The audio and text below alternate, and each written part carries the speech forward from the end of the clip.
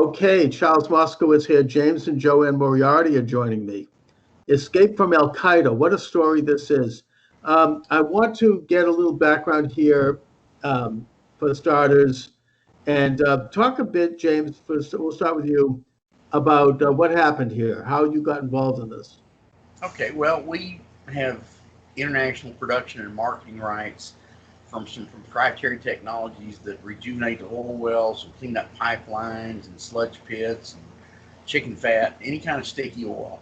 It's great technology. We've rejuvenated over 7,000 oil wells worldwide and less than 100 failures. It's great stuff.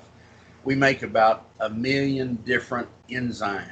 We do a medical grade DNA manipulation of microbes, and then we kill all the living portion off, and we clean up sludge pits and spills and things like that. And even to this day, we still have no peers in that technology. But we've been doing most of the business in China and other countries, couldn't get paid properly.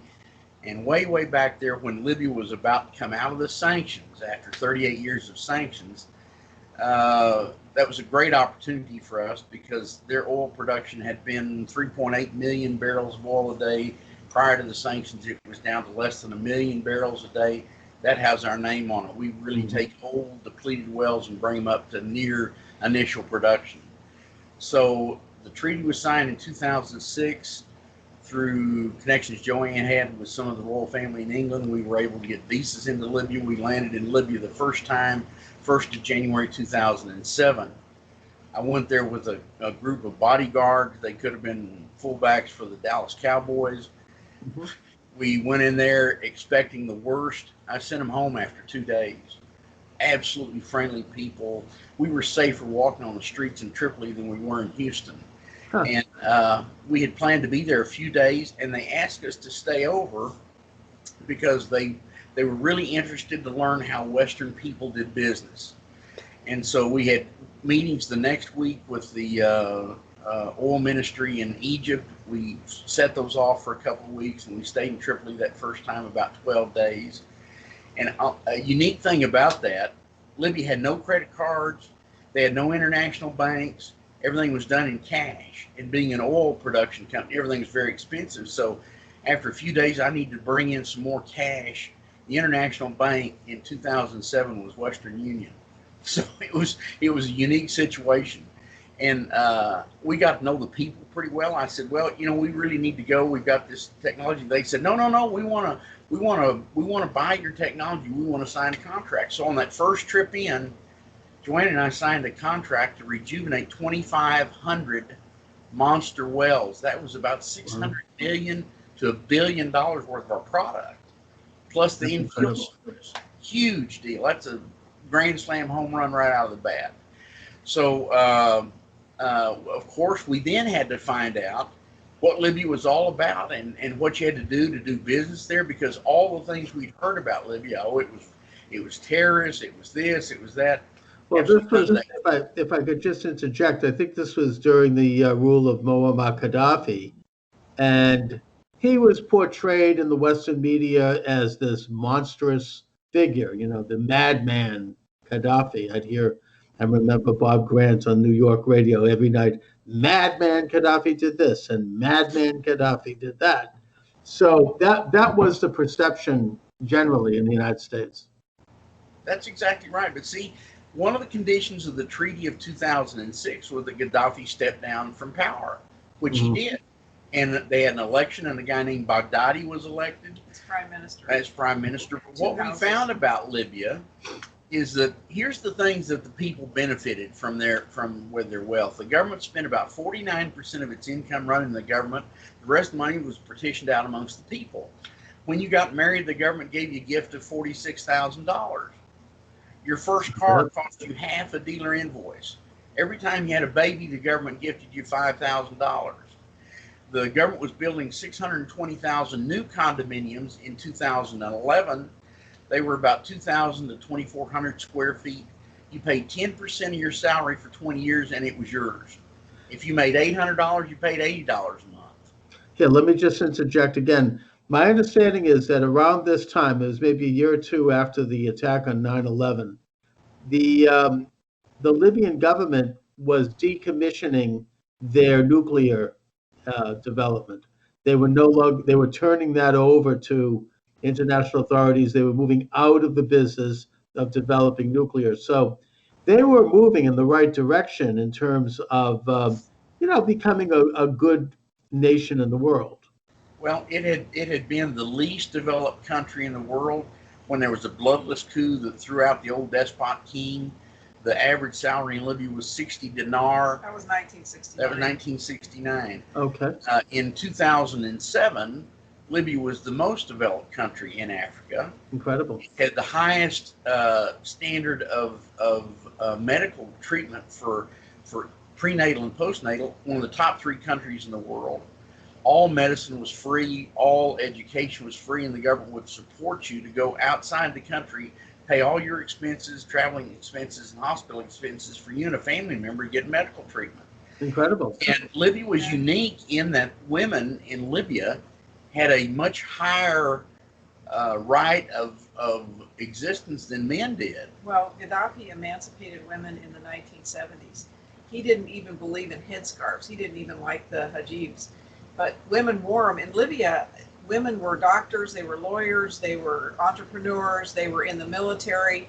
They were basically free to do whatever they wanted, and they were highly protected. This is why when Hillary Clinton in 2011 brought up the rape of the Libyan women, that the Libyan army was raping women, that was such a backward state, such a wrong statement, because in Libya, men didn't even raise their voice to women. They were in trouble if they did that. So we saw a really unusual country. We saw a country that supported its people 100%. Now, there was a mafia there. The Turkish mafia was there, and they caused a huge amount of trouble in Libya.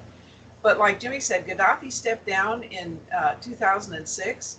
And what he did then is he was a real bright guy. Gaddafi was a very charismatic, bright person. And really, he wasn't one of those leaders that had the big mansion and all the money and all the plane. He wasn't like that. He liked the desert, he liked a simple life. And he supported his people 100%. Libya was occupied, by foreign countries for most of its existence. And so when the tribes, 11 of the biggest tribes, took over the country from the old despot king and appointed Gaddafi as leader, this is the first time in their history they were really being run by Libyans. So it was a big deal for them, and they didn't know how to run it. Gaddafi had reached out to the United States and to the West to help him. I don't know how to run a country. We've never run our country, and they turned him down. They told him either put the old despot king back in. The first thing you do is put the king back in. Yeah, who was working for the British, really, and it was all about. Well, now this gets to a really interesting question, because here you have in 2007, 2008, a very successful third world country, one that is one of the top oil producers in the world, one that is providing for its own people. And then all of a sudden you have this kind of the turning of the screw by the West. And this was even after Gaddafi, regardless of whether or not one approves of the fact that he's a dictator, but that's sort of a norm in much of the third world. But he had already agreed to dismantle his so-called weapons of mass destruction, and had been doing so. And then all of a sudden there's this turning of the screw. Suddenly he's portrayed as this horrible, evil figure, and there's agitation for war. Why did that happen? Why would the West not welcome a forward-thinking third world country into its midst? There were 3 reasons, but the primary reason was the African bank. As soon as Gaddafi stepped down from power, he knew the evil that the toilet paper bankers did to the world. And so he started the African Bank. All the Arab countries had signed up as members of the African Bank. Half of Africa had signed up as members. It was a gold-backed dinar for the continent of Africa. It had pledge of all the resources in Africa behind it. That would have killed the Federal Reserve, the European Central Bank, all the central bankers. Okay, yes. That's interesting. Yeah, the Czarian mafia owners of all the central banks would have been out of business, so they couldn't have that. You would not want to have a piece of toilet paper in your wallet instead of a bill backed by gold. So that was the primary reason. And they started putting the plan together to knock over knock over Libya. The second thing was the United States was bound and determined to make AFRICOM a reality. That would be the military control of Africa to keep the natural resources away from China. Libya, South Africa, and 6 other African countries refused to turn over their sovereignty to AFRICOM. So, of course, the military-industrial complex was right behind Hillary and Obama to knock over Libya, because then they could force AFRICOM to be a reality. The third thing was, when Gaddafi stepped down from power, he had been analyzing all the broken treaties from all the imperialist activities in Africa for hundreds of years. The leader of the African and Union. he'd been, he was president, first president of the African Union. The Organization of African States, OAS? Yes, Yes. Okay. And he had started a government class action suit against the imperialist countries for all the broken treaties. And the amount of damages was in excess of $7 trillion. It had already been brought to international court. And as the attorney said, that case had legs. Well, Germany, Italy, England, all these countries had no money anyhow, so they could not afford to lose a case like that. So that's why they were willing candidates or willing participants in this overthrow, this invasion and knockover of a sovereign country. Those are really the 3 main reasons. But African Bank was the primary, and of course, U.S. military-industrial complex completely behind it to protect the phony petrodollar. But something interesting about their nuclear development. Yes. Libya was not an aggressive nation. In other words, they didn't attack their neighbors. They didn't do stuff. The U.S. CIA encouraged Libya to develop nuclear weapons. That's why they started developing it. It was more than encouraged. Why would the U.S. government want, or the CIA want Libya to be nuclear? Because They always do that because Gaddafi was actually friendly with the intelligence communities. And Libya and Gaddafi, and after Gaddafi, Libya was the buffer to keep all the immigrants out of Europe. Libya was a buffer.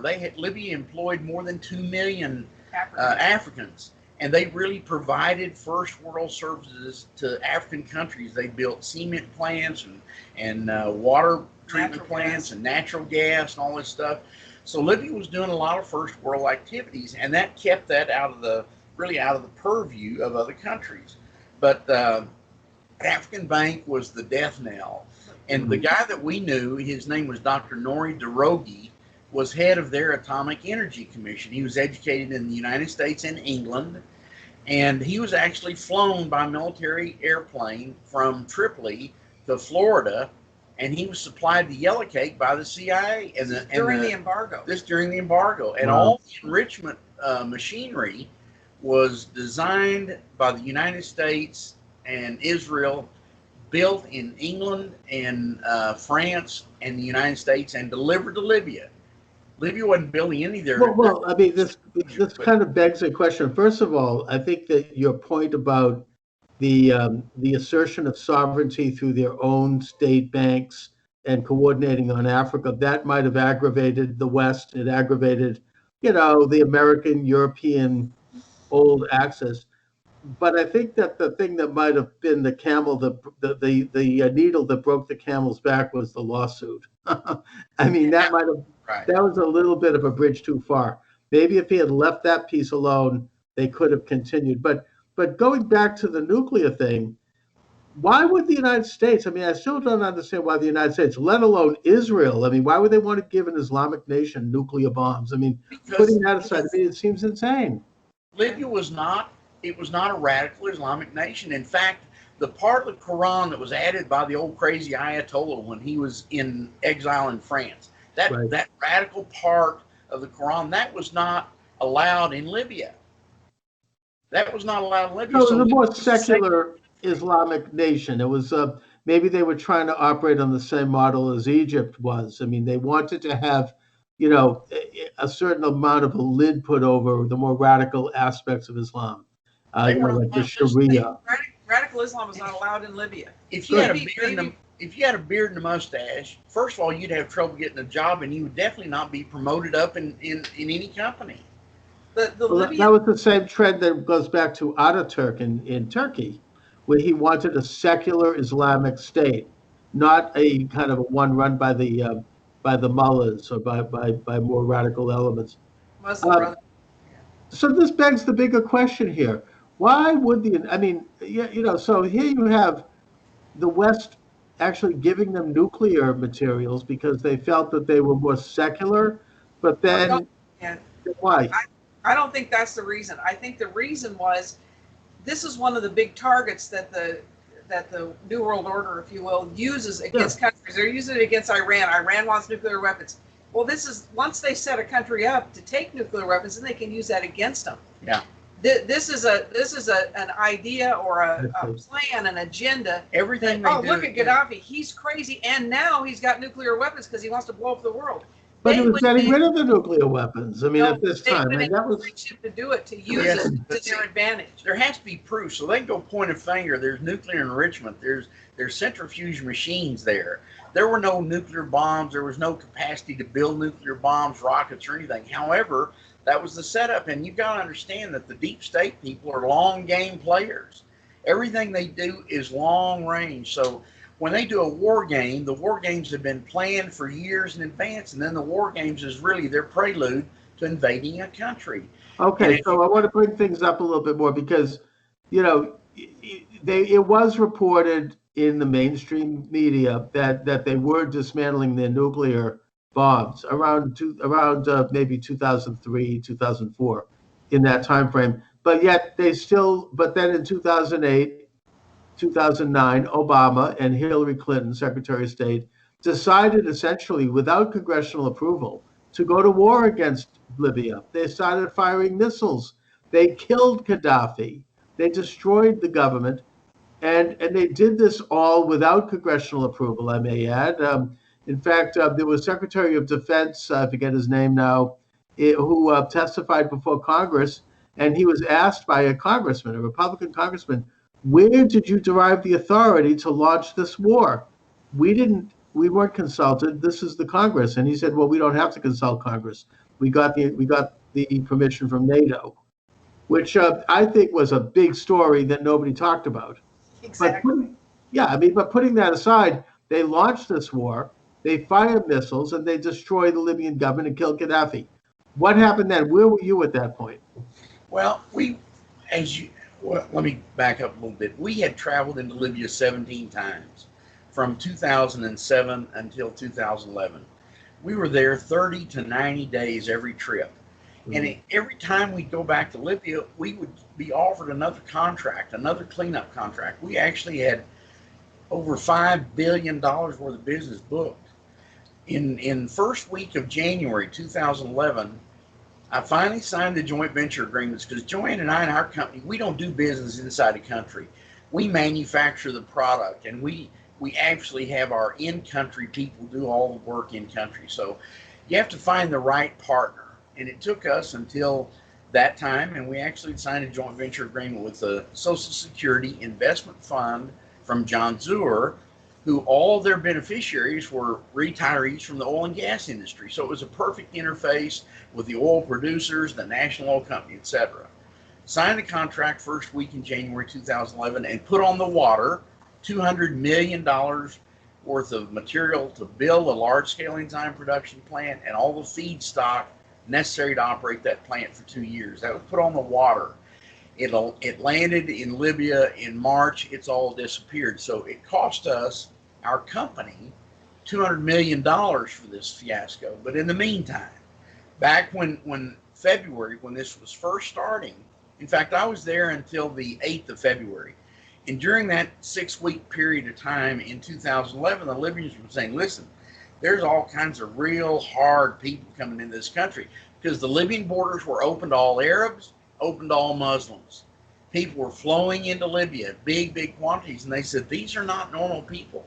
They're men, but Libyan military equipment had not been operating properly for years because they had been sanctioned out of repair goods, etc. They couldn't fix anything.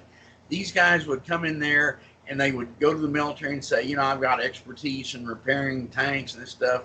And they were hired and they could fix anything. They said they can fix any weapon, they can fix any piece of electronics, etc. So these people were flowing in, and that was a concern to Libya. So when the no-fly zone was established over a phony shooting, the three guys that assassinated those people in Benghazi were actually from Qatar. And but that was the trigger to start this invasion of Libya. Well, it was a phony revolution. They were mostly outside mercenaries. 250,000 mercenaries of the CIA, Mossad, and MI6 were brought into Libya because there was no civil war. And those people were flowing into Libya. And when they contacted us, a World Youth Organization for Peace contacted us and asked us if we would head a fact-finding commission in Libya, because the UN, according to their charter, never did a fact-finding commission in Libya to verify all these accusations about the atrocities that were taking place. They're required to do that. 2 fact-finding commissions in Libya requested it 3 times, and they never responded. So when this was put on the table for us, we were hoping, since we'd been all over Libya, knew Libya, we would go over there and hopefully help them try to normalize conditions so we could fully exploit our business. We had all of our business opportunities delivered into Libya. 17 years worth of work was absolutely vested in Libya. So we had a reason to go there. We went there and arrived first week in May, and we ended up being trapped in Tripoli for 100 days. In the end, we were captured by al-Qaeda. Our names had been put on a kill list by a CIA operative in Libya. Oh boy. Taken to the al-Qaeda torture center, where we were to be killed and chopped up and burned. We got out of there with 3 miracles to arrive back in the United States to be attacked by our own government. We've been soft-killed, blacklisted, alienated. We've been targeted, our bank accounts taken, our business blocked. We've had the DIA, the CIA, the FBI in our home many times. In fact, Mueller sent them out here last year to interrogate us about Dr. Corsi, because Dr. Corsi wrote about 50 articles when he worked for WorldNet Daily. Well, the first question was, were we a source of information for WikiLeaks? Yeah. Oh boy, so you were visited by Mueller's brown shirts. Yeah, exactly. Our But guy was, and we'd had all these agencies in our home at our invitation. We were so stupid, we thought that if we could let the politicians, some good God-fearing politician in the United States, understand we're wrong-footed in Libya, we're supporting al-Qaeda and Muslim Brotherhood, And in fact, when the DIA was in our home, the Libyan tribes were providing us with actionable intelligence about the terrorists in Libya. We would put the DIA officer in our home, and he would be given latitude and longitude of where the al-Qaeda leaders spent the night, where their weapons were stored, where their underground tunnels were, all this information, where the tanks were. And according to General Flynn, who was called on the carpet by Congressman Pete Sessions, General Flynn was head of the DIA at that time. Mm-hmm. And Pete Sessions was a congressman from Dallas. And he'd been blocking the Benghazi investigation. We finally cornered him. He took our story in his own hand for an hour and a half. And he said, I'll call you back in 10 days. He went to Washington, D.C., called Flynn into his office and said, okay, what's the story? And Flynn verified everything, that we had been soft-killed, had been blacklisted, had been alienated, had been targeted. And then Flynn made the comment, he said, but those 2 people can sit in their home in the Woodlands, Texas, pick up the phone and get actionable intelligence anywhere in North Africa. He said this is the first time any outside individuals have ever gotten inside and gotten the trust of tribes anywhere. And so Pete Sessions said, well, why didn't you make these 2 people your best friends instead of attacking them? Had no answer to that. So, it's been admitted. Plus, the other thing he said, all the information we got was 100% accurate. So, we've been validated by the intel source, but we're a real pain in their side because JoAnne works with the tribes every day. We continue to get actionable intelligence every day. We are their official spokesperson. Yeah. But I'd like to go back to Libya a little bit in 2011, because one of the reasons we're attacked is because we're eyewitnesses to the war crimes that were committed in Libya against the Libyan people, and there were a huge amount of atrocities committed. When we were in Tripoli, we did a lot of we were taken around to a lot of places that were bombed hospitals and other places to tape them. We also interviewed people that were chopped up, that had their children chopped up, not the people that were chopped up, had their children killed, had women that were raped And when by the the children were mercenaries. killed, they'd come home and they'd find their chopped up baby in their refrigerator. You can't believe the atrocities they did. There were 128 mass graves in Libya. We saw 3 of them. They were about 50 foot long, 15 or 20 foot wide. I don't know how deep, full of bodies. Most of them were black. They started genocide against blacks the first week of the fighting. And really, everybody needs to understand the only thing that the UN ever did was authorize a no-fly zone. They did not authorize the invasion of Libya. And the U.S., UN, and NATO effected 60,000 bombing sorties into Libya. There were more bombs and rockets dropped in Libya than World War II combined. They destroyed even date palm orchards. Or about $1 trillion worth of infrastructure. The Great Man-Made River, which was a reality, was blown up, including the factories to build these huge concrete ducts. They destroyed water treatment plants. They destroyed power plants. They blocked all gasoline from coming into Libya. They embargoed Tripoli because Tripoli was the stronghold of the Libyan people. In July 1st, we were there, 2011. Over 2 million Libyans of the 6 million that were there showed up in Green Square to support their government. That was never, the media never showed any of that. This is all under the auspices of protecting the civilians. They embargoed food, they embargoed water, they embargoed medicine, they embargoed gasoline from Tripoli. And when they had people waiting 5 days sometimes in line for gasoline, the Libyan tribes came together and sent money by bus. We were there with the leader of one of the tribes that was doing this, and he was talking to us about it. He said, I've got the money. We're going to Algeria. We're buying a tanker full of gasoline, and we're bringing it in Tripoli for our people. Well, they took a bus. They went to Algeria. They bought the tanker of fuel, sent it into Tripoli, and when it got onto the Mediterranean, the British and NATO pirated that ship and took it to the rebels in Benghazi. They stole that ship. The rebels, most of them, I would have to say 80 to 90% of them were outside mercenaries, like ISIS, like Daesh, like what's in Syria. They were brought in. They were brought in from Egypt, from Yemen, from all over, Pakistan, everywhere. And one point to make clear, civilian cars operate on gasoline. Military cars operate on diesel. So blocking gasoline was an absolute attack on the people. And as you well know, the first thing the United States does is affect economic war on any country we're about to knock over. This is the most horrendous crime we do. And that doesn't affect the government, that affects the people. So we starve the people out and make their lives so desperate that it should be easier for a false flag attack to allow the military intervention to take over a country. Libya was a country of 6.5 million people. I'm talking about U.S., UN, NATO, killed more than 1 million people to protect these civilians. These are war crimes and atrocities. And JoAnne, listen, we were so heartbroken over the things we saw. 20,000 date palm trees. How is that a military target? How is a hospital over and over? One university there was bombed 3 times. These were not military targets, and we were inside these facilities after they were bombed. There was no military hardware there, nothing.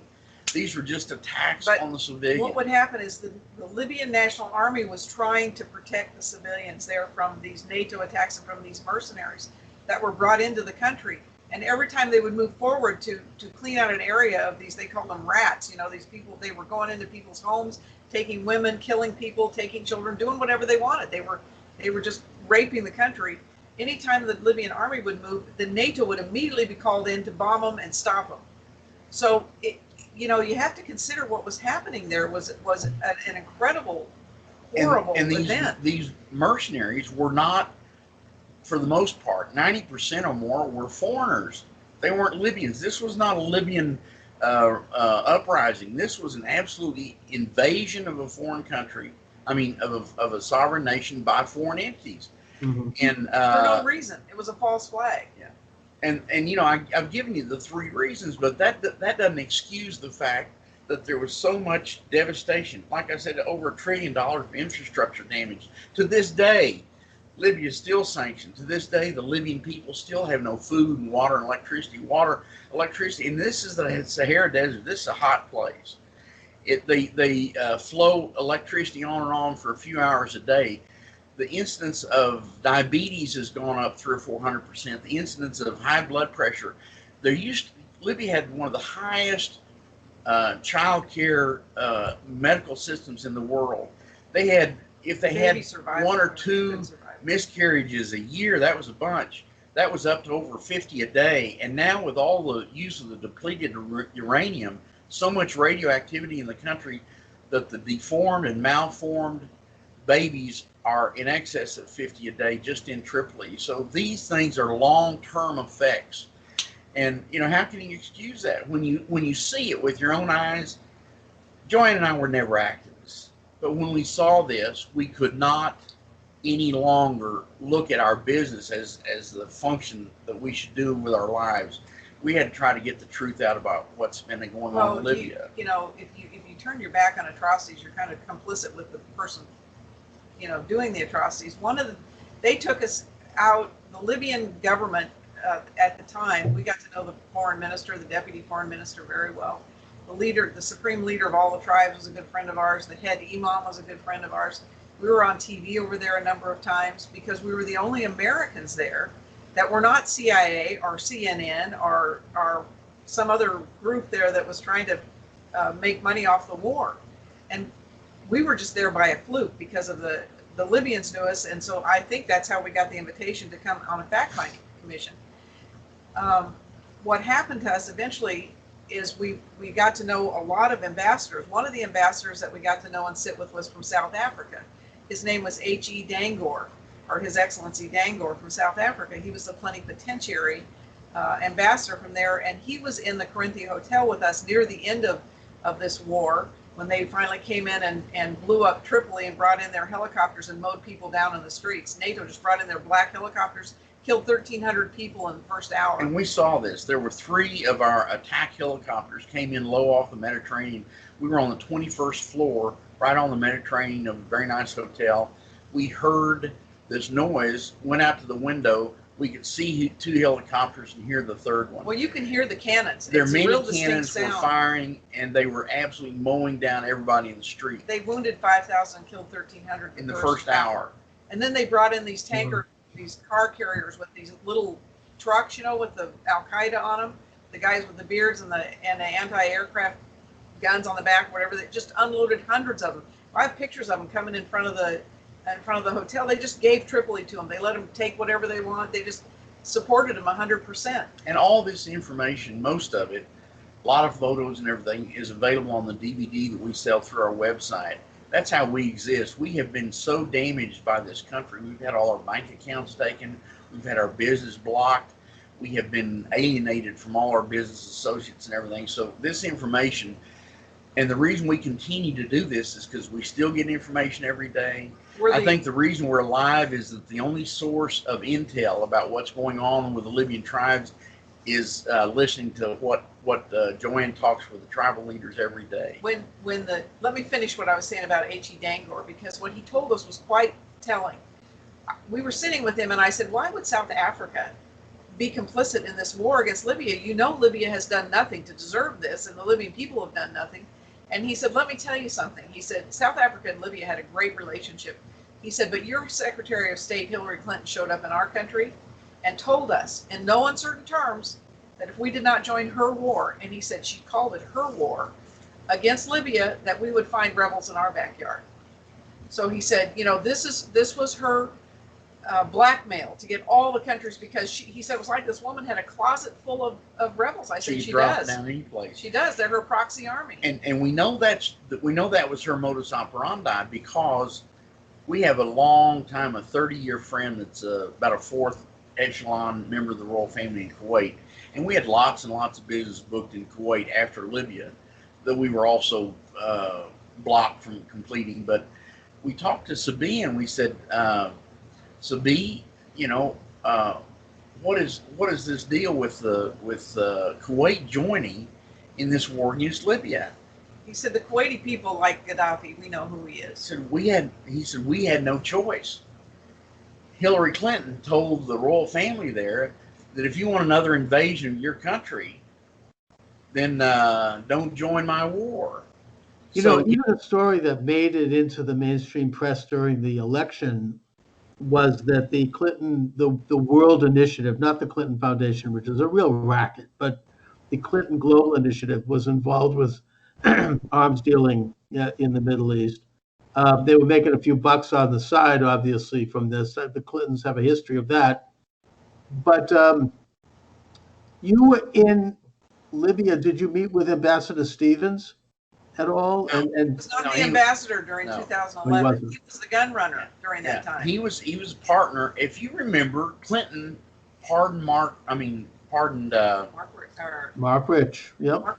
Mark Rich. Just before he left office. Yeah. That's right. He was a big gun runner and money launderer. And part of his deal was Clinton became his partner in the gun running business. So that's where Clinton really got his impetus. But it's worse than that.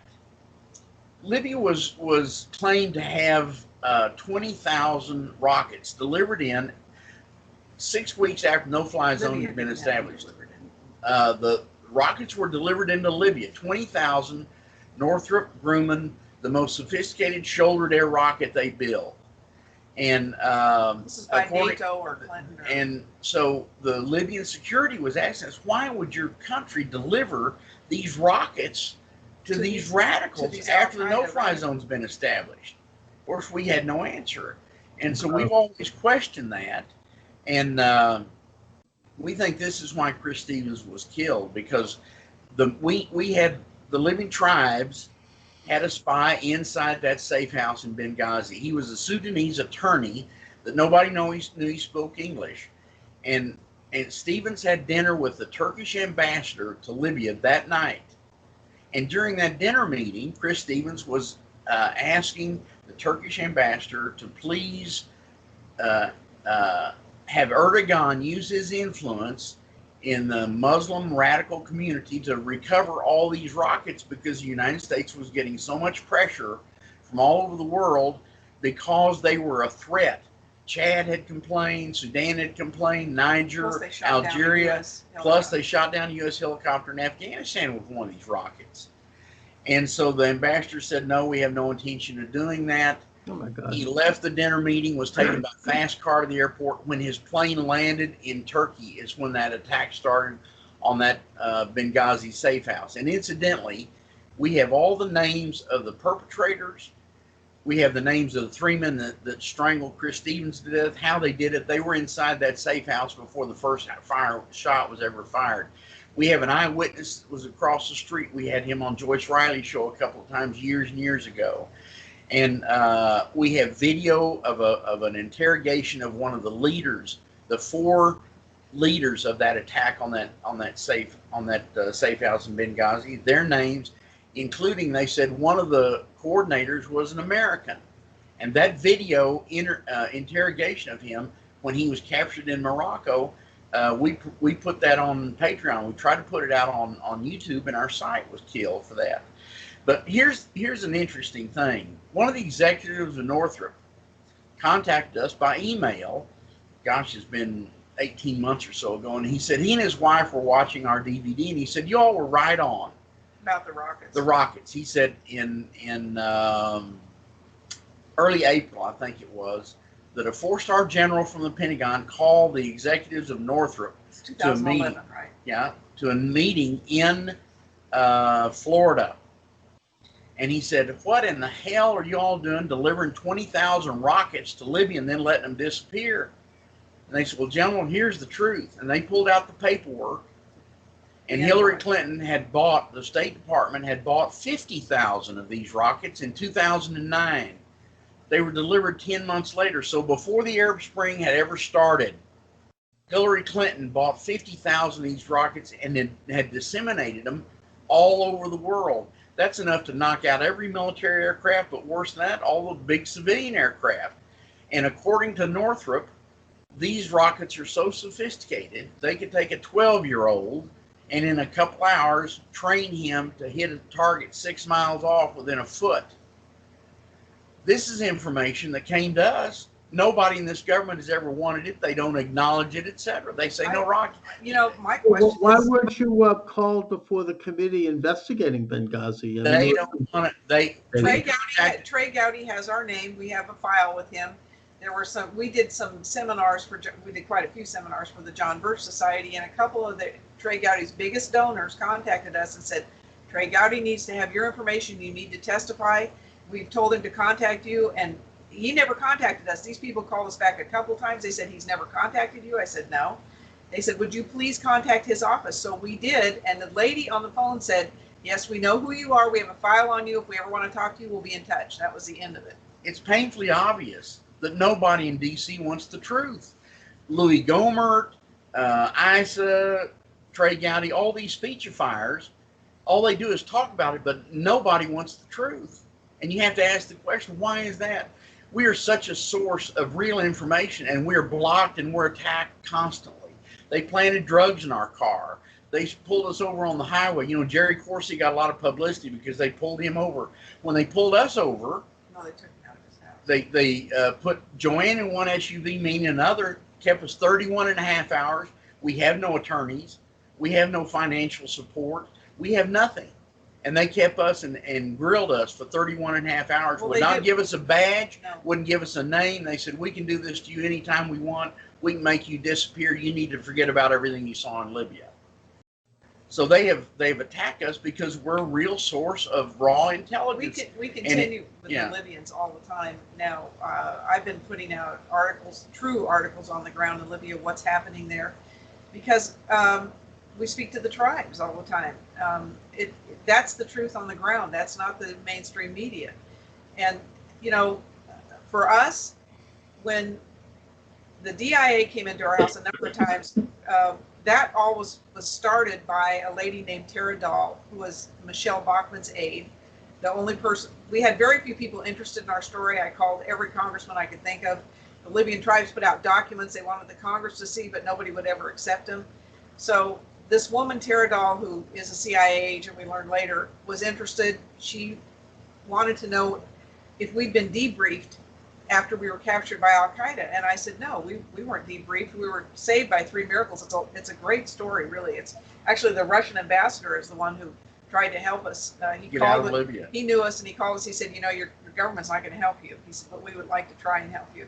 So it's the whole story is really a movie if you want to think about it. But If you want to do the whole story, it'll be 16 hours. So get a sack lunch and a flashlight. Yeah. You know. No, you should certainly try to get a book out about this. How We've was been it? How too did you much. get out of Libya? How did you escape? What happened is we were when we were taken to the torture well, center. first we were in the Corinthia Hotel, and the Russian ambassador had called and said the Prime Minister of Malta is sending a rescue ship for all the dignitaries that are left in Tripoli. And he said, I'd like to put your name on that list, if that would be all right with you, because I know your government's not going to help you. And we said, that would be wonderful, thank you. And then we met a couple other people. One was the FIFA coach from Germany, Anton Hay. He came to approached us in the lobby. He said, are you Americans? And we said, yeah. He said, are you going to get out? And we said, we hope. He said, can I come? There was a Bahraini prince there with another guy from Texas that wanted to get out. They were trying to. Texas guy was trying to sell arms, I think. Yeah. And The sister of the president of Mauritania. That was all our these group. people gravitated around us. You know, are you going to get out? Are you going to try to get out? So we would go back to the Russian ambassador, and he kept adding names on the list. We were up to 7 names, and then the hotel loaned us their van and a driver and a guy to ride shotgun, because there were roadblocks about every 100 meters with these Checkpoints. AK-47 al-Qaeda wielding guys. They were stopping everybody, and she told the driver, she said, tell these terrorists that they're reporters, they're journalists. So we loaded up everything in this van, and we drove, hit the first stop, and this was back and forth along the coastal highway there. We were as much as 42 miles east of Tripoli, never found the rescue ship, back through all those barricades, back, and finally the second time we were in the port, we were held in the port of Tripoli for about, an hour and a half at least. And then all of a sudden, while we're waiting to find this ship, this rescue ship, all of a sudden 20 or 30 vehicles came in from every Toyota direction. trucks, 4 or 5 of these terrorists. We had so many AK-47s in our face. I mean, they were just stacked up. And the big tall guy, real short hair, spoke English, and he had a sheet of paper with our names on it. And he said, your game is up. We know who you are.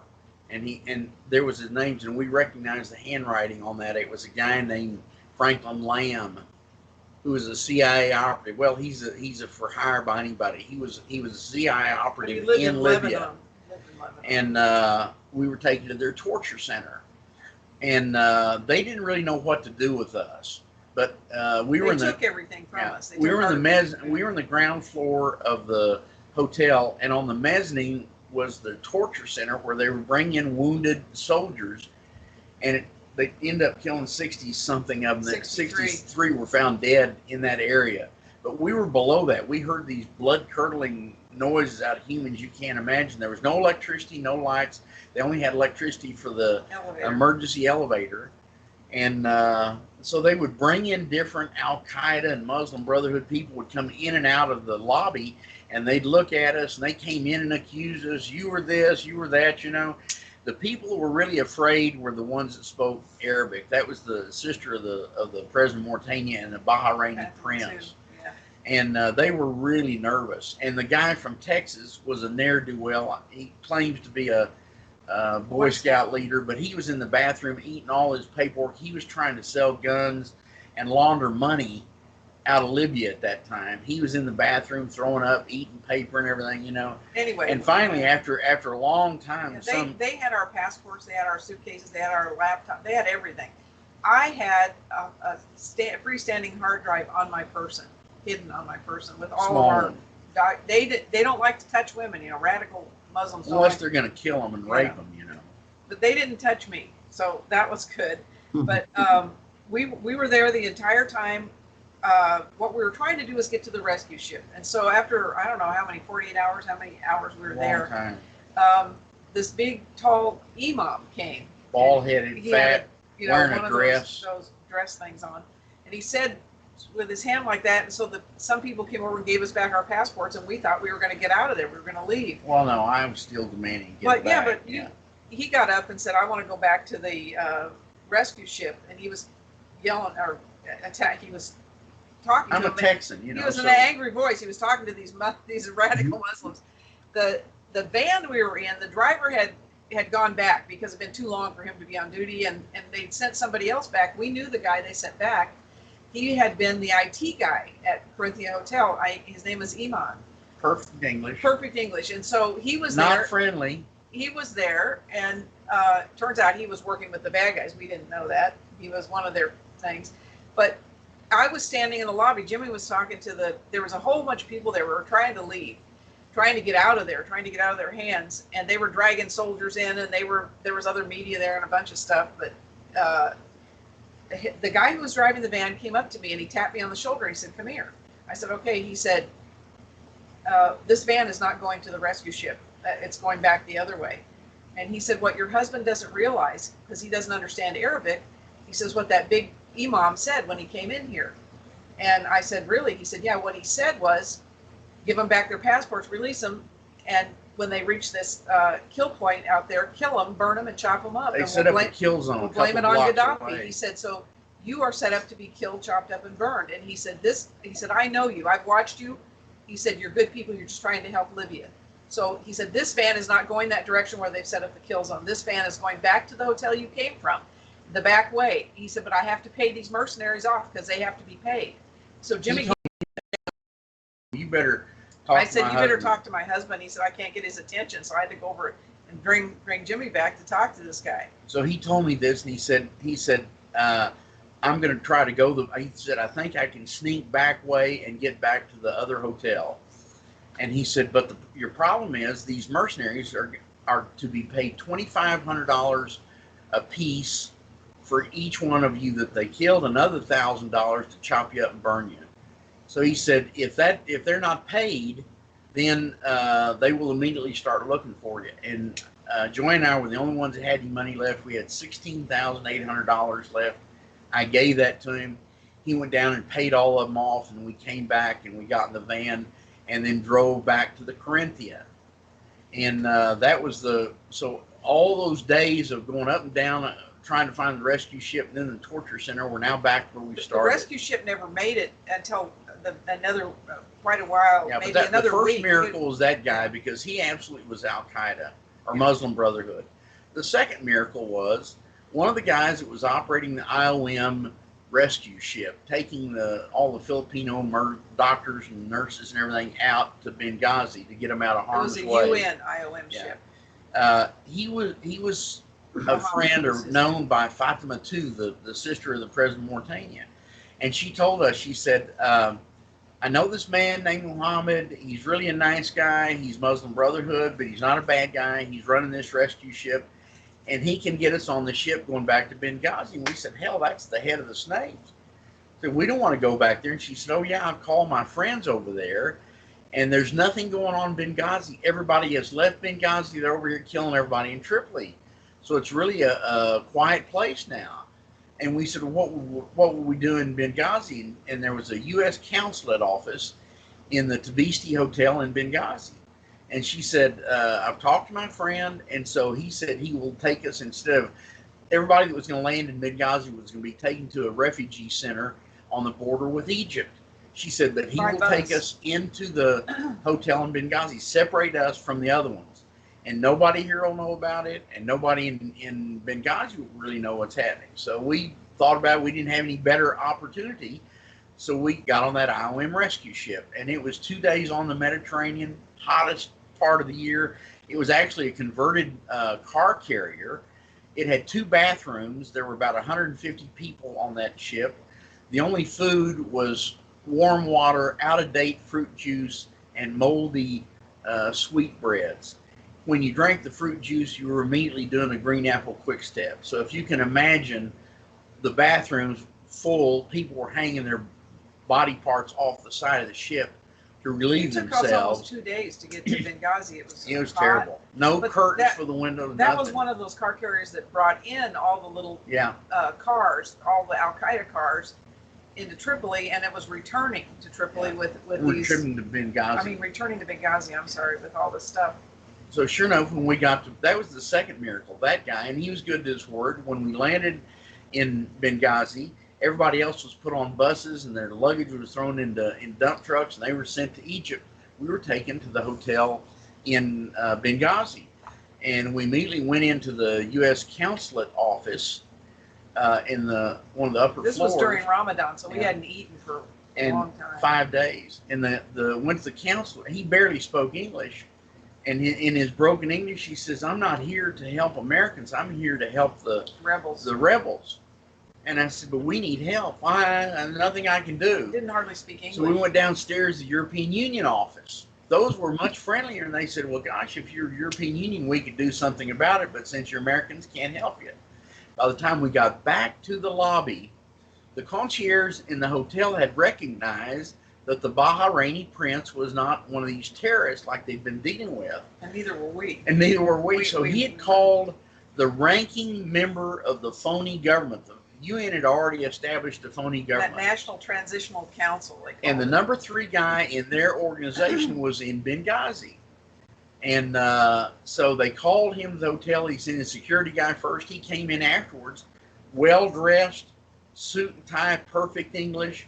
And in that culture, really the way you introduce yourself is by letting them know if you know people in their tribe. It's a tribal culture. And our best friends in Libya have to be members of his tribe. So when he told us what tribe he was, that was a proper protocol. I told him where our friends were, and he said, yes, I know them. He said, they're good people, our tribe, not ranking, but very good. And so he changed his whole complexion at that time. And he said, how long has it been since you've eaten? Well, it's been almost 5 days. He said, well, we will have breakfast at sundown, and there's a big buffet. He said, I'm going to invite you and all your friends to go to the buffet. I can't be with you because I must be with my family. And I'm going to leave my security guy with you. And hopefully we can get you on an airplane that's going to be taking wounded soldiers to Tunisia tonight. This was the third miracle, because all the communication between Benghazi and Tripoli had been cut. So the fact that we were escapees was not known in Benghazi. So if we had gone to the refugee camp, they were looking for us there. Mm-hmm. So good to his word, his security got us on. We were first in line to get a ticket everybody there was trying to get out of Benghazi, and the people were angry, but he got us on the seat. And then to keep us away from the angry people, he took us out to the VIP lounge away from the terminal. And we actually stayed there until the plane came in. Yeah, the plane, there was no wounded soldiers on it. They flew planes around Libya anytime they wanted, even though there was no fly zone. If you were on the side of the rebels or the bad guys, you could do whatever you wanted. So this plane was there. It was a 737 or something. No, it was 727. It was the most raggedy-ass airplane you've ever seen in your life. When you looked down between your feet, you could see daylight. The doors were falling out of the storage compartment. It was terrible. But the thing is, But it got off the ground. Yeah, the thing that was, if I think back on a thing that's so amazing is, the plane was supposed to leave at 10. It didn't leave till about 2 a.m. in the morning. And they walked us out to the tarmac, completely black, no lights of any kind. We got on the plane. There was no tower, nothing. As soon as we got on and shut the door, the plane took off. And the captain came on, or the pilot, whoever it was, and he said, we're going to fly low because we don't want to get shot down. So we're going to fly low along the edge of the Mediterranean. And I mean, that's, that plane wasn't full, but we had a real bumpy ride. And I mean, it's not real, it doesn't make you feel real happy when the pilot says we don't want to get shot down. This was late August. It was hot, and it was Mediterranean. So we got into Tunisia about 4 in the morning. So once you're in Tunisia, you're back on terra firma, and you were safe. Sort of, with no help from the U.S. The U.S. would not help us a bit. But we had no money left, and the only offer that one hotel let us use their internet. And we were able to get back to Washington, D.C. on the internet and get the State Department. And they said they'd make arrangements to put us in a hotel that was about 50 miles away from the airport. And that they would try to make arrangements for airplane tickets if our family would send them the money. And if our families wouldn't send them the money, then they would go ahead and pay, but they would confiscate our passports, give us a one-way visa to get in the United States, and then we had to repay them for all their expenses. And the hotel they were going to put us into was about $450 a night. It was away from the airport. We had no money left. We had no way to get to and from the airport. We were within a mile and a half of the airport where we were. The help we got was from Fatima too at that time. The sister of the president of Mauritania had a lot of friends in Tunisia. Yeah. She put us in a hotel and paid for it. Yeah. And brought us dinner and stuff, and took a very nice lady, and she was happy that we had helped her, so she was helping us. Very nice lady. And my daughter got us. How we got out of there was, it was 1st of September. It was a bank holiday. It was all kinds of end of the European holiday. Yeah, big, and you couldn't get on any planes to get out of Tunisia anywhere long away, like the United States or anything. So she bought us tickets to Rome. And once we got into Italy, we got tickets to Rome. They weren't very expensive. Then we had a couple of gazillion miles on British Airways, and the people in the airport in Rome were so nice. They let us through all the security barriers. We went backwards through security with our luggage bags. and everything. Backwards through the turnstiles and everything. And got the executive lounge, and the British Airways guy was real pissed. He said, "You can't be. This is a violation. I'm going to have to call security and have you thrown out." And that's when I finally broke down, and I said, for God's sakes, give us some orange juice. Let me use the phones. We need some help. We've just gotten out of the hands of al-Qaeda. We've got to get back to the United States. We have no money left. And when he finally looked at I had a platinum, and JoAnne had a gold mileage card, and he finally looked at those. Yeah, but he called one of his supervisors who came up, and his supervisor immediately said, "No, we're going to help these people. Go sit down, eat what you want." And so they got us on a plane within 2 hours. They got us on a plane into England. They put us up in a hotel. This is British Airways. Bought us dinner, bought us breakfast the next day. We were coached into London, and then business out of London. But the minute we got into Houston and we went through passport control, the FBI took Jimmy. They took him for 3 hours. They did not touch me. I still had all the information they were looking for. So I went down to the baggage department and just waited. The interrogator had 3 screens. I was on the other side, so I didn't see the 3 screens. So he had 3 different agencies, if you would, sending him questions to ask me, and I'd respond, and he'd type back, or they'd ask another question. They kept me 3.5 hours, 3 hours, and the question that came up all the time: who paid your way? Well, I paid all our own expenses. I had proof of that. I think they were trying to make us agents of a foreign government. And they kept on. This was 3 hours. They took my baggage I had one bag. We had planned to have JoAnne take all the luggage through. She stood a better chance of getting through. So I had my carry-on bag. They took it apart, including all the lining out of it, trying to find whatever. And when they were finally through with me, they said, well, we're going to come contact you at your home in the Woodlands. We said, sure. We used to be affluent. We used to have 3 homes. Now we're homeless. But at that time, you know, they said they were going to come. We invited them. They never came. It was later. The DIA came in through that Tara Dahl lady, through another FBI guy. But you know, the questions they asked, they were not. I was trying to feed them information on what was really going on. They weren't interested in that at all. Same thing we got from everybody. Trey Gowdy, Darrell, all of them. None of them really wanted to know the truth. During this time, when they couldn't get all of our information, was what they were trying to do, get all of our information. They were trying to find out how much dirt we had on the activities in Libya. Tara Dahl called me and she said, well, Glenn Beck's organization, The Blaze, would like to do a documentary on you guys, on your story. I said, okay, that's fine. She said, the guy's named Joe Weasel. He's going to call you. He's the head of The Blaze. That was his real name, appropriately named. Anyway, he called, and when he heard our story, and he said, you realize, don't you, that you're in more trouble from this government than you ever were from when you were in the hands of al-Qaeda? And I said, I didn't realize that, but I said, that could be true. Now we're starting to realize this stuff. He said, we'd like to, in 2 weeks, he said, I'm shooting something now in Florida. I'd like to be there in a couple of weeks. Well, he called back in about an hour, and he said, we're going to be there in 3 days. This story is so important, we're going to be there. And he said, we're going to bring some security for you, a security lady with us. So he brought himself, 2 team members, and he brought a lady named Nikki Barakal. Turns out she was CIA. And she listened to our story. She said, 6 hours. Yeah, 6 hours she listened to us. And she said, you're 100%. I've interrogated a lot of people. Your story is true. I can tell by the way you talk that you experienced all this. She said, I'm going to protect you. I'm going to be your best friend. And she put her arm around us. And she said, I'm going to send you a private email. If you ever have any trouble, you contact me. So they left. In 2 days, they were to be back to film.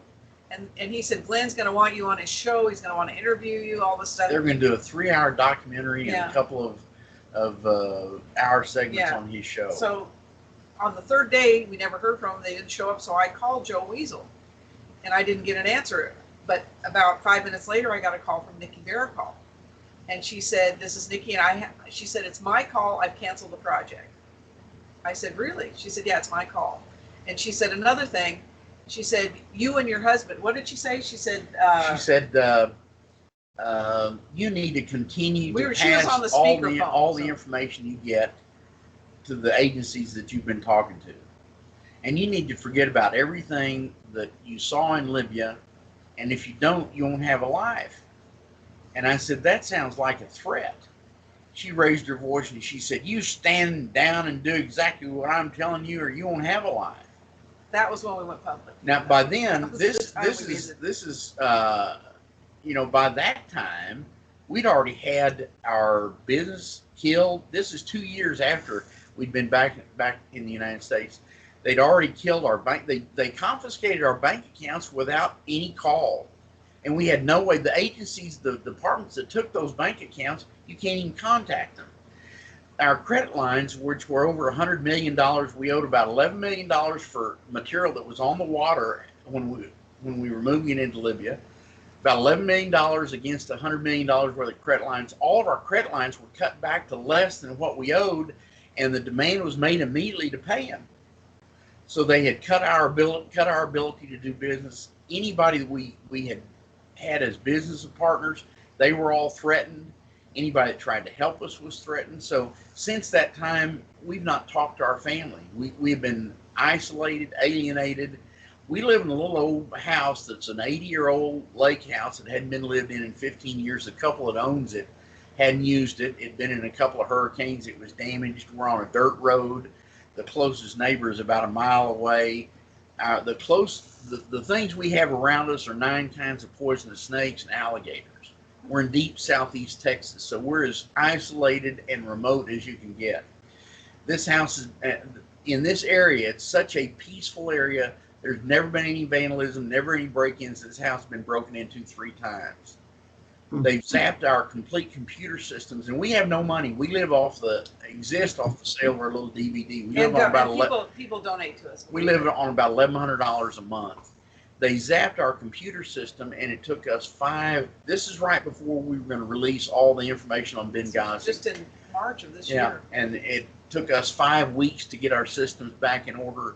They broke in again about 3 or 4 weeks again electronically, and they zapped it. They knocked out our modem, our router, knocked out the DSL line on JoAnne's computer. I had to add an external card to that. But so, they constantly hit us. They do, but we absolutely have divine intervention. Yeah. We have had so many miracles happen to us you can't believe.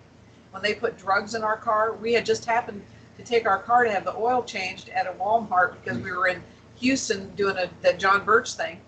And obviously, they planted the drugs at the John Birch Society down in the middle of Houston because it was parked out there in the parking lot. But when we took it to the Walmart, the guy who changed the oil and did the rotation of the tires obviously found it. He found it out there because we know it was under the rear driver's side left tire because that's where, when the police stopped us, that's where they kept looking. And they stopped us. 2.5 hours. Yeah, they looked under the car. They stopped us without any provocation. We were not speeding. They said they just wanted to check our car for drugs. We said, no, I don't think so. You have no probable cause. He said, I'm going to bring the dog. Dog did not bark. He finally tapped the car enough times that the dog put his paw up there, and he said, okay, you're under arrest. Never found the drugs. But he was on a phone all the time, and I could hear him. He had a flip phone. He had us down in the bar ditch, late at night. And Jimmy said, see if you can hear what that guy's saying on his phone. And I got up there close enough. He said, I'm right there. That's where I'm at. I'm right there. So the drugs were planted, But on our old Sequoia, there are 1,000 places you can hide drugs. They were under the behind the left rear tire. 2 Texas Highway Patrollers, and we put their names and their badge numbers and everything on our information. The names of the FBI agents, everybody that's been in our home, we put their names out because it's our information. Nobody's paying our bills. So, we're really heinous according to them because we out them. The DIA agent that came into our house, he was funny. He was dressed so, he had plaid pants and a striped shirt. He looked so funny. And he had this ID that was real funky. His name on his ID said Kevin Davis. And Jimmy looked at it, he said, where'd you have this made? In Walmart? Because it was such the worst ID you've ever seen. Yeah. Well, it turns out we found out later his name, we got a flyer in the mail. This guy does seminars around the country, and he was doing one at a big church in the Woodlands. And we got this flyer in the mail with his picture on it. Jimmy brought it in. He says, who do you think this is? I said, well, that's Kevin Davis. He said, no, it's Eric Maddox. That's his real name. So it was just given to us, his real name. He did a seminar at the church that had stepped forward to help us. They were going to move us. The house we used to own, we sold it to a guy with a condition that we could rent it back from him and not have to move everything. We'd already sold the house, moved everything out of Portland, etc. And so we need to move into a cheaper place because rent was high. This church had agreed to help, and all of a sudden they just disappeared. And so when we contacted them, they said they were contacted by the IRS, and the IRS was going to do a 7-year audit. Well, let me ask you something about that. You contacted me to come on my show. Are you getting on other shows? I mean, are you doing media at this point? We've done about 1,700 hours of radio. We have a Patreon site. We've been on John B. Wells. We've been on James Corbett. Hagman. Yeah. Joyce Riley. SOT radio out of Europe. We were actually on with Sean Stone when he was on RT. So. Oh, okay. Because I'm not going to deny the fact that as you're talking, I'm thinking, what might happen to me, right? Well, you'll have a drone follow you home. No, do I want to have? Look, the YouTube has already shut down my station once, and that was for something that was pretty innocuous. I didn't even, it was for a misunderstanding. I'm worried that if YouTube sees this show, they're going to shut me. They're going to pull the plug. No, I don't think so. They didn't shut down John B. Wells. They didn't shut down. There's a whole bunch of us. If you go to YouTube and put our name in, you'll see a whole bunch of us. It's the videos that they don't like, yeah, and it's the videos. And if your audience wants those, we're doing a video right now. Are you guys? Is everything okay now? Do you have the IRS? Are they going after you, or these agencies? It's all been taken. We have nothing left. We're homeless. We live in a little rundown house. We have to patch All up right. every day. If I can tell you, Nothing you know, left. my wife won't be too happy with me if she finds out that I've gotten into trouble. I mean, I didn't expect this. Don't be afraid. Don't be No, afraid. you're not putting out any okay. videos. We've had a lot of people interview us. Jason Goodman's done us so many times. You know that we really have no. Okay. I don't think you're going to be in trouble at all. No. Not at all. The video. It'll be for I'm us. just being honest here. You know, I don't. You know, I want to do a truthful program and I want to get into controversy, but I've learned recently that you know, it's not quite the way I thought it was going to be with YouTube. You get Not to mention, I don't want to bring the attention of federal authorities. No, they won't. Here's the point. The fact that we have done over 1,600 hours of radio interviews already, and there's never been anybody that has had their site attacked because of that. It's the videos. We get attacked usually. Yeah, we get attacked, and the I fact don't want to be responsible for that either. No, don't worry about it. If we been said down this anything road. that was not right, they would absolutely throw us in jail so far you couldn't shoot beans to us with a 30-30. So we're very, very careful that all the information we provide is verifiable and accurate. And we've been verified as accurate by General Flynn. Congressman Pete Sessions can back that up. So there's a lot of What happened to General Flynn? yeah, this is before that happened to him. But, you know, I mean, that was on a completely different level. But the fact being set up. Yeah, we're eyewitnesses to war crimes and atrocities, and we have all this raw intelligence. And so that's a problem for these guys. But, I mean, you personally, the videos are the problem. Talking about it is one thing. When people see the hardcore proof, and for your audience to get that, they're going to need to buy our DVD, and they'll see it. And they can it's go very to graphic. our website, which is LibyanWarTheTruth.com. Okay. Joanne puts out articles. I put out all the time. I'll put that down. So it's LibyanWarTheTruth.com. Right, Yes, LibyanWarTheTruth.com. And see, Yeah. everything we've said to you is open on our website. Our whole story, it's all there. I'll So let you're that not- speak. All right. Well, you know, I'm going to just hope for the best here. Listen, James and JoAnne, I want to thank you for joining me. Very interesting. I hope to facilitate this. It's an amazing story, and you know, it does answer a lot of questions about what's going on in the world. God bless you. Thank you so much. We're proud to have been Thank guests. you for having us on. We really Thank you very much. All right. Have a God great bless you. day. Be careful. Be okay. All God right. will